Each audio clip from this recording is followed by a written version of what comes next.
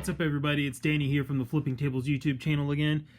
And I know I said I was going to document my whole process while painting Thagrosh, and I got him primed and started base coating and applying a first layer of wash. Completely forgot to start recording, so here we are. So far all I've done is I primed him white with Army Painter white spray paint, and then for base coat I used Ice Storm from the Army Painter War Paints line. Right now what I'm doing is applying a wash that I made a mix of Druchii Violet and Agrax Earthshade. So I'm applying that over everything that I painted with the Ice Storm. Then we'll be going through and doing some highlights. Wasn't sure how I was going to like this combo at first, but after seeing, applying a little bit on the legs because I could cover that up pretty easily, I'm kind of digging it. I mean, it's a nice combination with the blue and the purple. So I think I'm going to keep this up for the entire army, for the at least for most of it, for the fleshy parts. And I'm not trying to make it all perfect because still going to go through and highlight. And I'm not really going for studio quality. I'm just going for a good tabletop quality. Just trying to get in everything that I painted with the Ice Storm.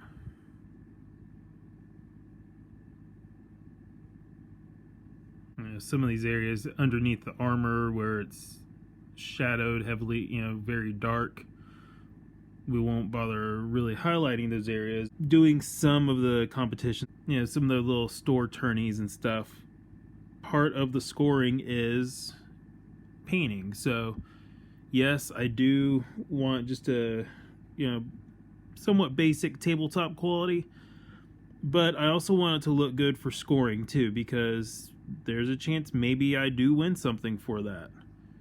You never really know. This one I probably won't, because there is a little bit of flash there that I completely missed when I was cleaning the model. So unless somebody just happens to overlook that like I did when I was cleaning it, this one would not be a good qualifier for any kind of painting competition or painting portion of a tournament. So we'll give that some time, let the wash dry enough so that way I can go through and start doing some of the detailing, some of these muscled areas, like on the leg, the chest, stuff that's going to be, that looks like it would be getting light. Top of the head, and then we'll get into doing the nails, the wraps, the armor, the weapon. Work my way out that way. So yeah, we'll let this dry and get into the next step. Alright, so our wash is mostly dry, and it's time to start doing some of the highlighting on the flesh. Just doing a simple method, just going to dry brush. So I've loaded up my dry brush with the mix of the Ice Storm and Gorgon Hide, and I put a little bit of Necromancer Cloak in there, which is kind of a gray, kind of a grayish tone, just because the Ice Storm and the Gorgon Hide was way too light for what I wanted to do. So just going to dry brush this on. So you load up your dry brush and then you get most of the paint off. And you just want to be able to do a nice light dusting like that. And that will help make these raised areas pop.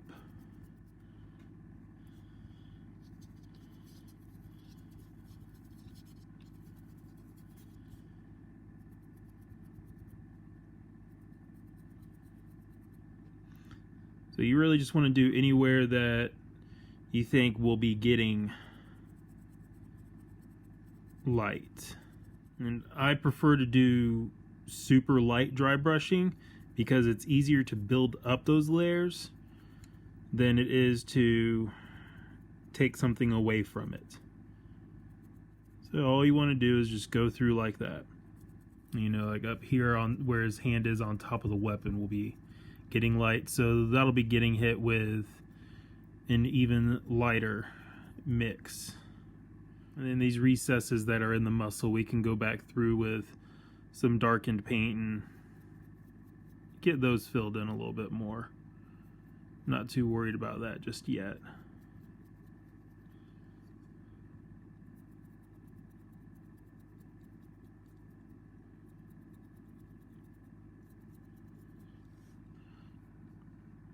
So there you go, that's our first shade of that. And then we're going to go over and do another one just a little bit lighter. So we'll add a little more Gorgon hide to this.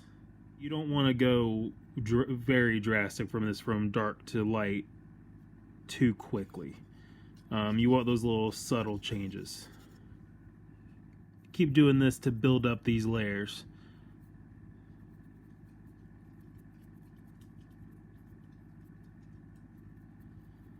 Until we get him to where we want. I'm going to bring him up a little lighter.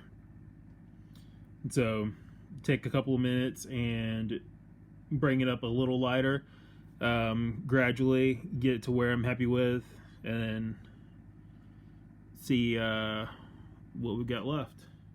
Alright, so I've got the highlight and shading on the skin where I'm happy with it, at least.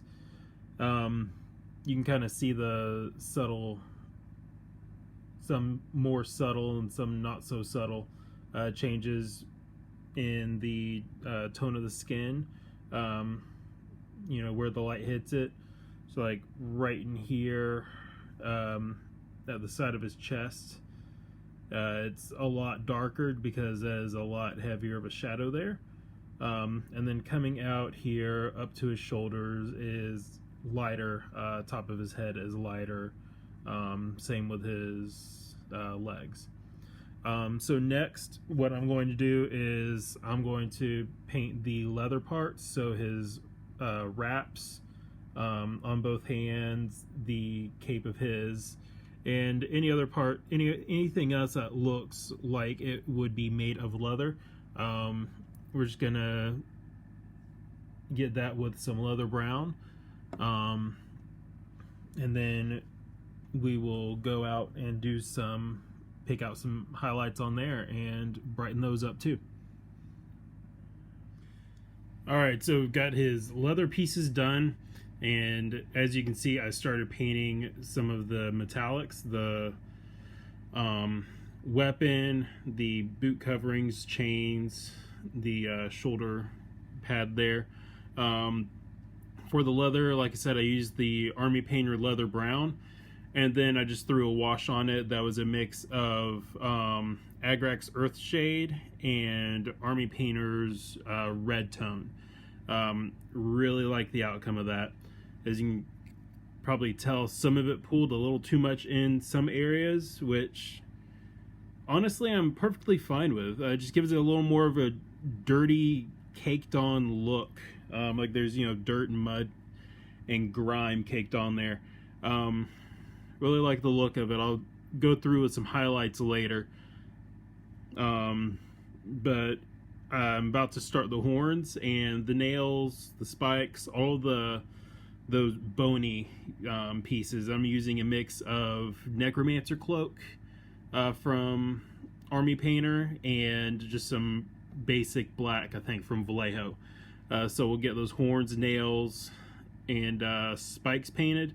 And I've still got to figure out what I'm doing for the fur pieces here. Still not quite sure yet.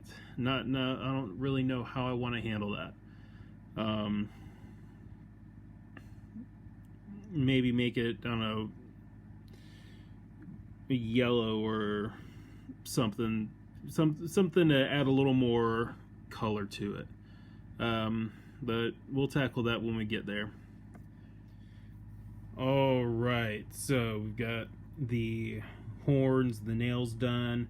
The fur, I actually decided to take the lazy way out and just go with a couple of washes of Reichland Flesh Shade from Citadel on there. It really just seemed to make more sense for fur from the region of the world that the Ogryn are from, for the fur to kind of be that color instead of something bright and vibrant. The nails, like I said, I did the Necromancer cloak mixed with some basic black, and now I'm just shading up. Started with just another shade of just Necromancer cloak, and then gonna move up to some hardened carapace from Army Painter. I've still got that bracelet there on his wrist, not sure what to do with. And all these inscriptions on the weapon, on the armor, I'm actually going to take some gold to that. And then just got to base him up, and I will call him done. I did some of the highlighting on the cape of his. As you can see right here, I got a little too happy with it.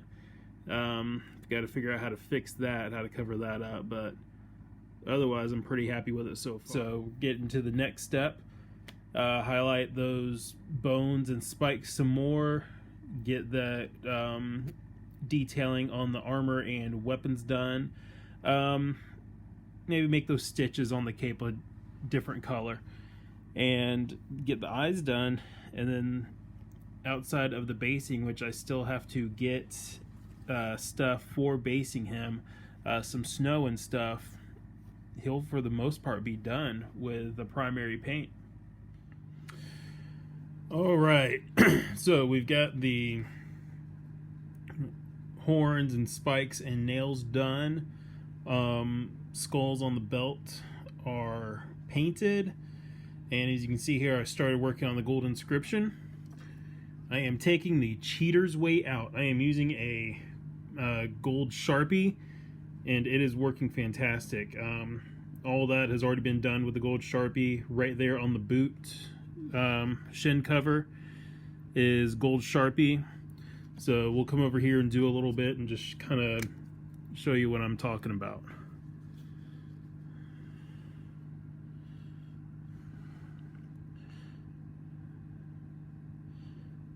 So you're just gonna color it in very carefully. And you end up getting some nice even coverage with this. I haven't tried this. This is the first time I'm actually trying this, but I've seen other painters do it. Works great with metallics. I haven't seen anyone really do it with any other colors yet, but this is a nice, easy way to get these metallic details done, so that way you're not having to go back over and touch up multiple times with a silver and then a gold because you got out of the border. So yeah, we'll get that colored in. The little piece right there on the belt, a little jewel, I'm going to color gold. This little jewel right here, I'm probably going to do like a blue. And then get his eyes done, and that'll be it. And call him good enough for this video. So hang tight, and I'll come back with a finished model. Alright, so all of the gold embellishments are done. The little jewel right there, I ended up painting blue. Eyes, I just did just a little quick dot of red on each one. Not really getting too crazy with any kind of glowing effects or anything like that.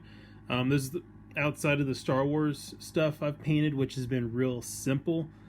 This is the first real detailed mini I have painted in quite a few years.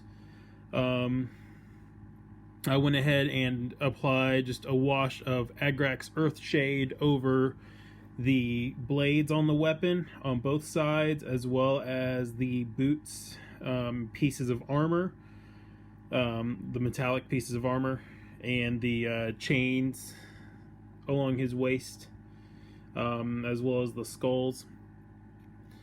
And with this paint job right here, I am very happy with it personally. See if I can get a little better light on it to show some more. There we go. So I am very happy with this. For my army, I need to let the wash dry very well and then spray it with some dull coat. I use the Tester's dull coat. That's the one I've used for years and I absolutely love it. I haven't really seen other people use the other stuff, and I've tried some of the other brands on a couple of models, and it just, I don't really like the quality of some of the other stuff as much. I love the Tester stuff, but yes, this is where he is. This is going to be the end of this video. And when I get his base done, I'll just do a quick little recap of everything and show him off once more. But I hope you all enjoyed, and I'll definitely be doing more videos as my Legion army grows. Got the Legion of Everblight starter box coming probably in the next week or so. That's the one that has the Warcaster and 3 War Beasts in it. The retails for like $50, and then next month, middle of the month next month, actually in like 2 weeks, my Blighted Ogryn theme box for Legion of Everblight will be shipping. So I'll be doing an unboxing video of that, as well as showing off painted models once I'm done with those. So I'm gonna be getting some more videos out, and look forward to hearing some feedback.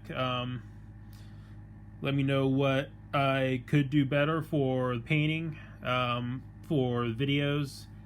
I know right now I'm just recording on my iPad still. Don't really have any high quality video equipment yet. But for right now, for what I'm doing, it's working out. But if you've got any other tips or tricks to show me to help me become a better painter, or if you have any Legion of Everblight tactics, since I have not played Legion before, I am definitely open to any advice you guys have. Thanks for watching.